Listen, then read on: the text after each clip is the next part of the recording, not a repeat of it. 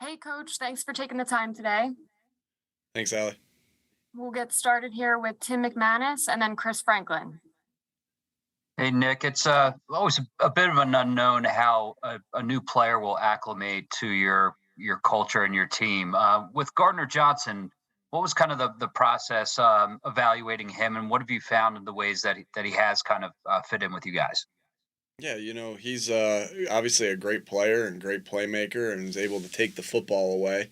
I think one common denominator of why he fits in well with us is because he loves football and he loves to compete. And he's always looking for ways to get better. And he just wants to put his best foot on the field every time he goes out there. And he's a highly competitive guy. And we can all of our guys, we feel like that was a prerequisite to get on the team was being highly competitive. And so they have that in common. And it's good to see him fitting in and making plays.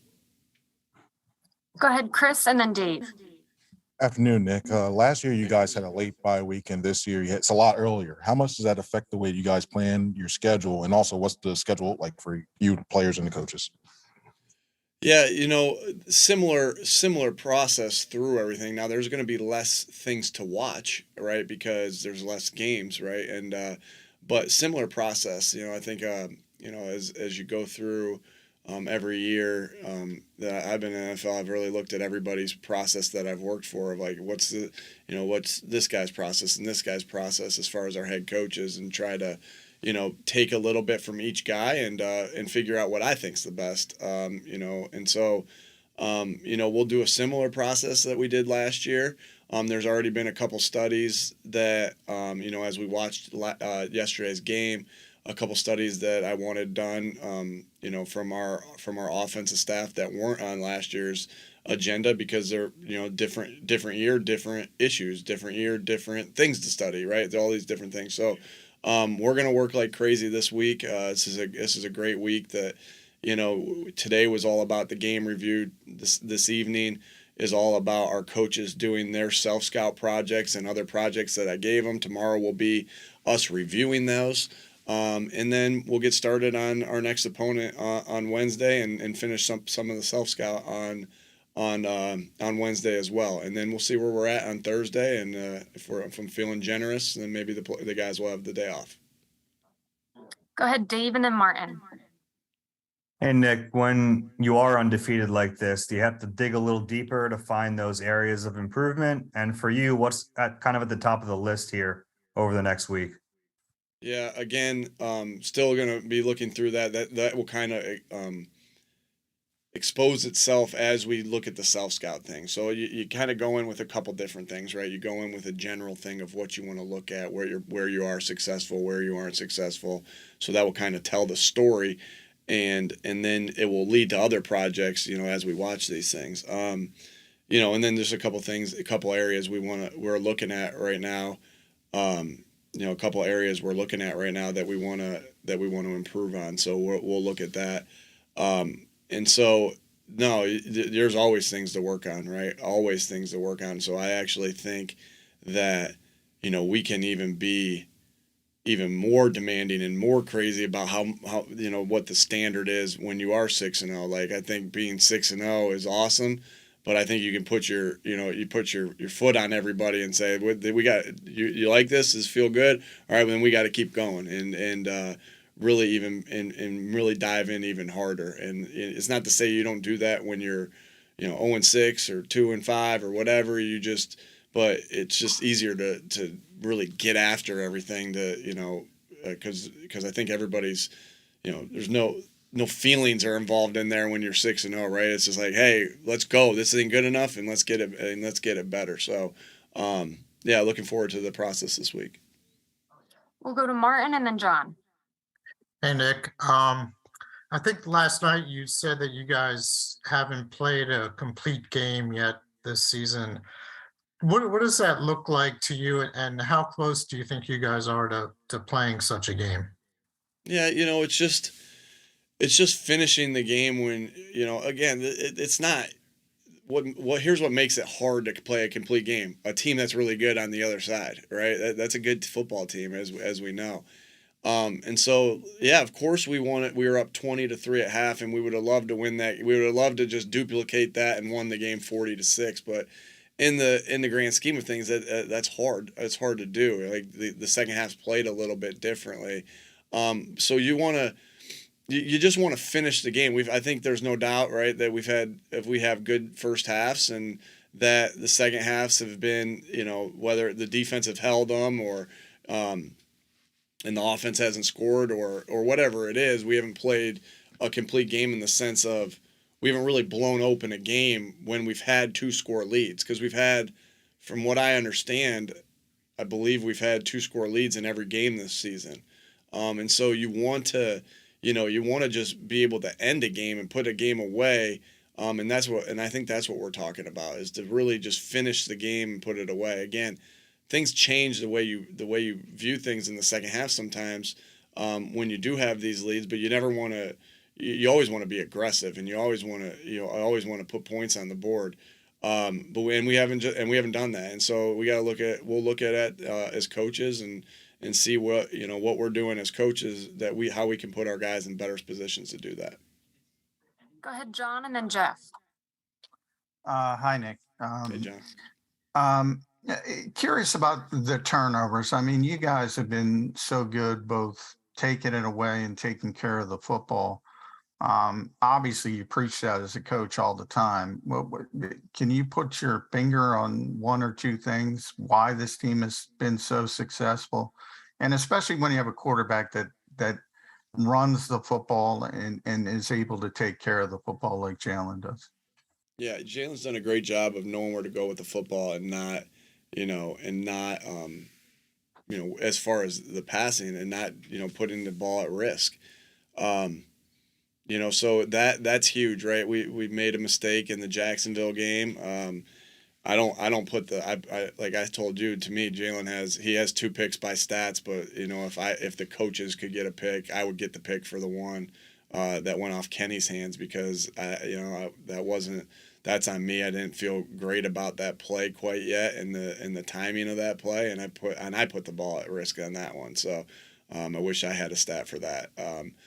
But as far as so that's huge. But then, all right, so where do a lot of fumbles come from, John? A lot of fumbles come from strip sack fumbles, right? You can see as Hassan Reddick has done this year, and Brandon Graham and what they've done there. And so that's helped by having really good tackles in Lane and in Jordan and Jack Driscoll coming in and playing good minutes, and so and Andre being ready to go, like, so that's where that comes in, right? So it is truly a full team effort. It's the emphasis of the fundamentals of ball security, that we preach on a daily basis. But okay, so we preach it on a daily basis. We talk about it on a daily basis. If you're carrying a ball around our facility, we don't care who you are. We'll tell you that it wasn't good enough. I think Embiid was playing catch on the sideline yesterday, and there was a couple things I didn't like about his ball security. If I would have said something to him. But you can't be around this facility and not be coached about how the ball is. But ultimately, the players got to go out and do it. And the guys that have touched the ball the most for us, Miles Sanders has been phenomenal with this so far this season. And it's a long season. We got to keep going on this. But Miles have had great fundamentals. Those guys are stripping at it hard. We've added a couple new drills to our repertoire and things like that. But Miles has went out there and I'd look at Miles first and foremost. Him and Jalen touch the ball the most, carry the ball the most. And Miles has just done an outstanding job. And when your guys that are touching the ball the most are most fundamentally sound and taking care of it the best, then everybody else is going to fall in the line. And then I think about Dallas and AJ and Devontae. They touch the ball a lot. And we told them today, they're going to come at, they're going to start seeing they can't get it off Miles. They're going to be coming after you. And so we had a couple loose things with them the other day, and we're telling them, hey, button it up, and we this isn't good enough. So it's it's high praise when it's the right way, and it's correction when it's the wrong way. It's the only way we know how to coach. But make no mistake about it, it's those players just making unbelievable plays with the ball in their hands with supreme ball security. And then AJ gets the ball in his hands, and guys are really concerned about getting him down because he's hard to tackle. He's a big man. And they can't strip him because they got to go try to tackle him. And that's a little bit of Dallas too. And then really that's a little bit of Devontae too, because Devontae's so now different because Devontae's so, he's got so much wiggle with the ball in his hands. So, man, and then Jamal Singleton does a great job of teaching the ball security and to our entire group. I'm so glad he's our running back coach because, he's got that Air Force Academy background in him, and he's all business when it comes to that football, and he's on all our guys about that as well, and Shane's on those guys about that. I know you see Shane with the punching with the boxing glove out there, knocking it, trying to knock it out, and so it's been a great team effort, and that's why this is the ultimate team game. Go ahead, Jeff, and then Les. Nick, what's your level of concern with the special teams, particularly the punt and kickoff units? The punt and kickoff units, my level of concern is low. I think when you look at the stats of our punt and kickoff units now, obviously no one's pleased about the 62-yard return that set up a 3 points for them. That can't happen, and we need to do a better job right there. And we had some guys in position. We had one guy that was out of position, and it ended up costing us right there. And that can happen at times when you're, that's again the ultimate team game. One guy gets out of position and it affects everybody else. Going into that game, our coverage units were pretty good. I think we were fifth in punt return right now, punt coverage. We were fifth in coveraging punts, and now we're 11th. So we had a little bit of a slip last game, and I believe we were in the top 10 of covering kickoffs, and now we're 14th. So we're 14 and 11th, middle of the pack right there on that. But we want to be better in those and not give up the play. But you got to look at the total body of work, and it can't, because it's never just one play ever, right? And you look at that last week, right? It wasn't, Arizona didn't lose that game just because that guy missed that kick, right? There were so many other things that happened. If we lose a game in a certain situation because somebody turns the ball over or misses a play, it's never just one play. So I think you also got to look at what happened on the kickoff coverages yesterday. We forced them to hold us 2 times that backed them up into bad areas, right? On a kickoff return, they ended up starting inside the 10, and then on a punt return, the same thing happened. And then Nakobe Dean and they had a huge hit. And was that to start the game? Yeah, to start the game for the second week in a row. Reed Blankenship last week had a huge hit to start the game and set the tone of what the physicality of that game was going to be. And then Nakobe Dean did the same thing in this game, and it started with Sean Bradley pressing, butting the guy off of him and getting right in the lane of the guy, and Patrick Johnson being right there, and then Nakobe Dean coming in and cleaning that thing up. And so we've gotten good special teams play from Zach Pascal, who was our player of the week last week, Nakobe Dean, who was our player of the week yesterday. So I believe in the coaches that we have there. I believe in the players that we have there. And, is middle of the pack, is 14 and 11 where we want to be? No, we want to be in the top 10 and everything. But we'll work on getting back to that point, as the bye week comes and as we continue on. We'll go to Les and then Rube. Howdy, Nick. Hey, Les. You mentioned the second halves, and it really has become almost like a personality of your team at this point. Like, as you said, every game, a 2-score lead.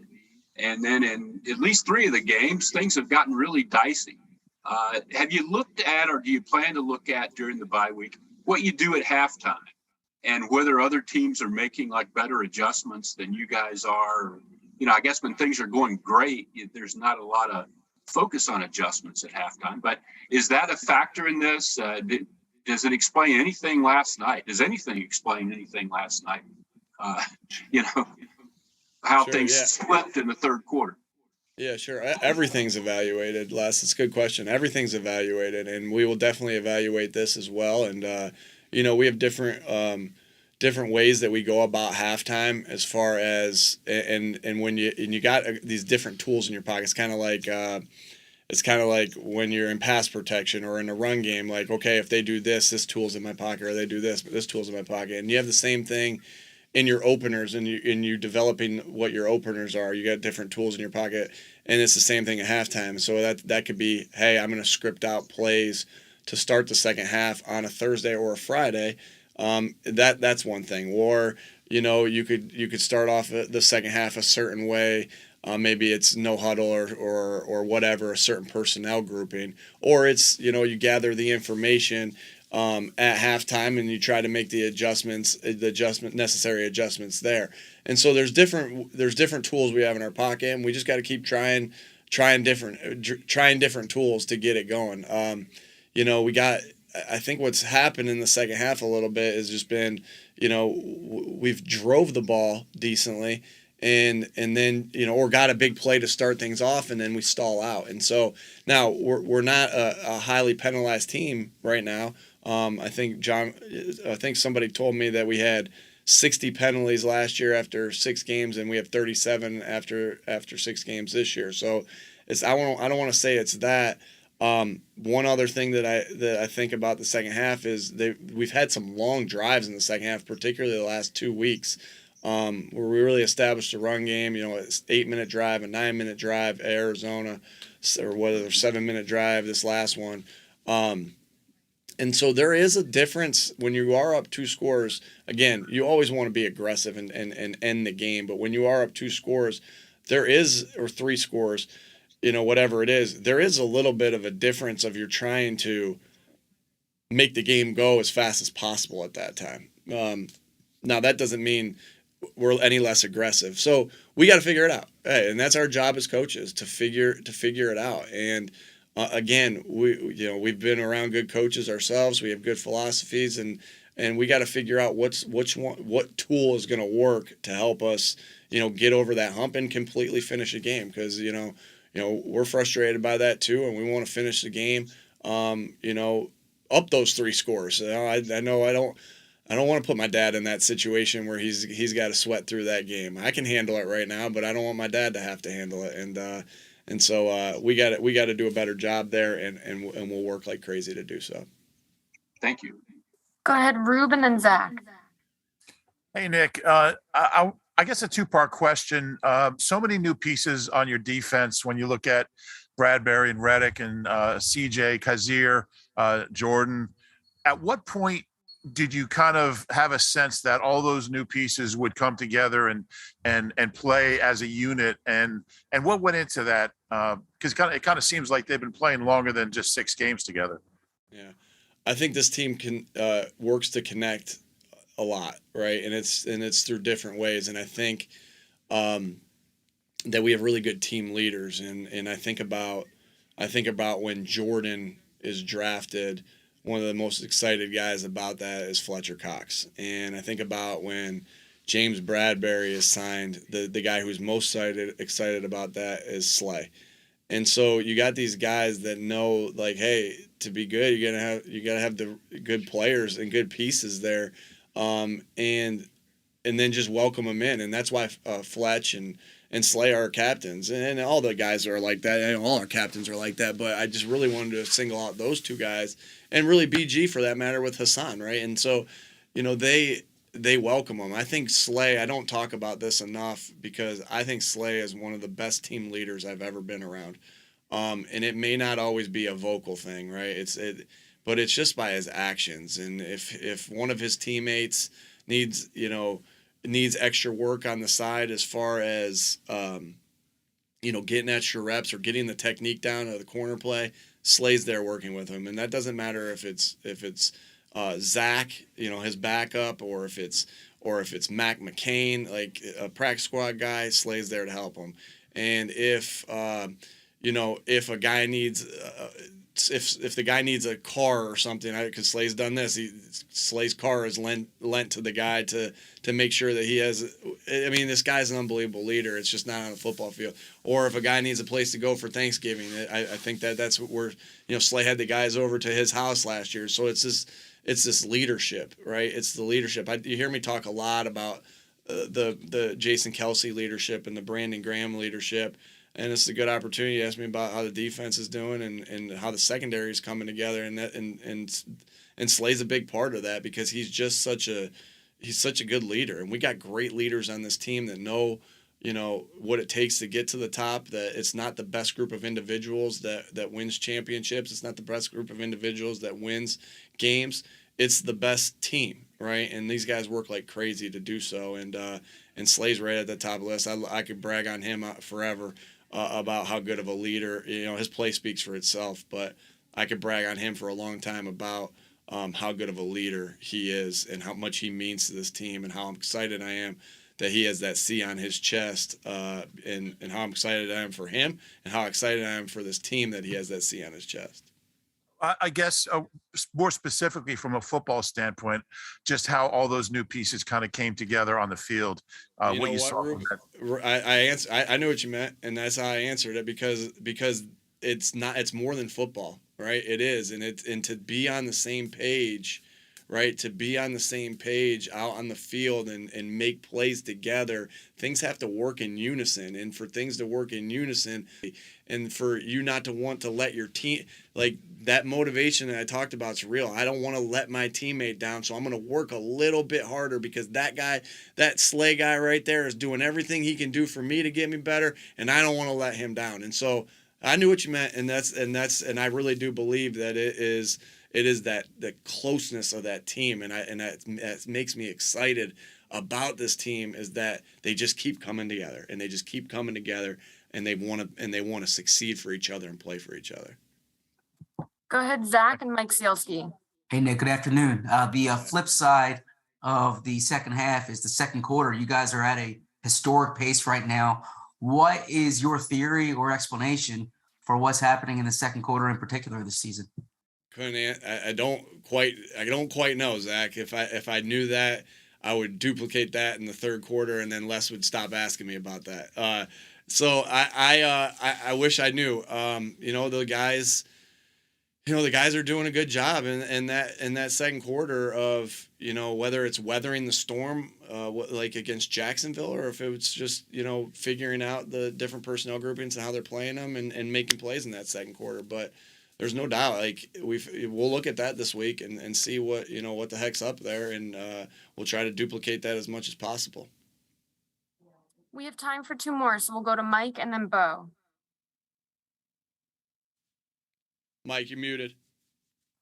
Sorry, man. Thanks. All good. Do you have an update on Lane? And does the fact that you guys have so much depth along the offensive line and you're 6-0 play any role at all in determining when you might come back?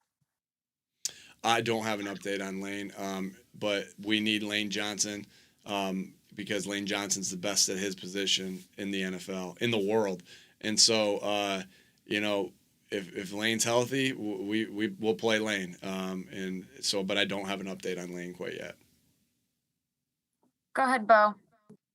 Nick, after a primetime game like that last night, what is your routine when you get home? Like, how much sleep do you get before you come back into the office? And then after that, like, how important do you feel like sleep is for the coaching staff this week?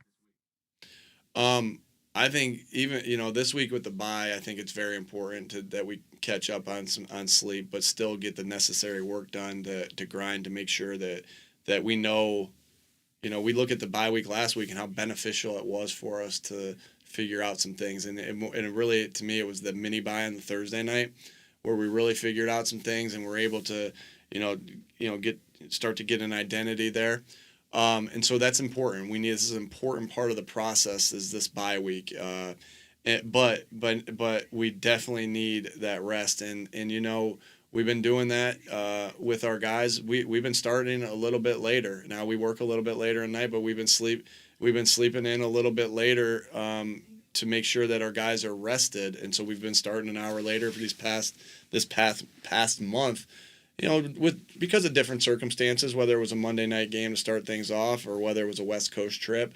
But we're seeing that that's working out well for us as far as our, our energy levels, the way our minds are working, everything's being evaluated. As far as last night, shoot, that's always hard. It's always hard to go to sleep after it's right. You go on.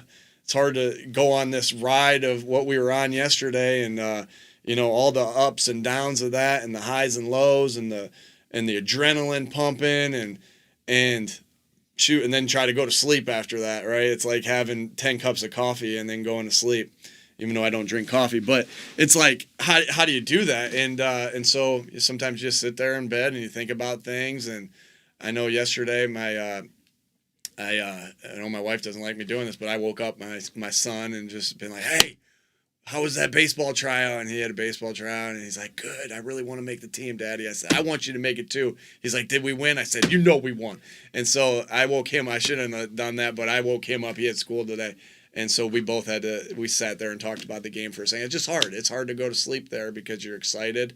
You're thinking about things that you could have done better. I know that's always, you know, I know that's a part of the process that is necessary that you got to go through. To make sure you're getting better. It's not the most fun part of the process, but it's a necessary part of the process. Thanks for the time, Coach. Thanks, everybody.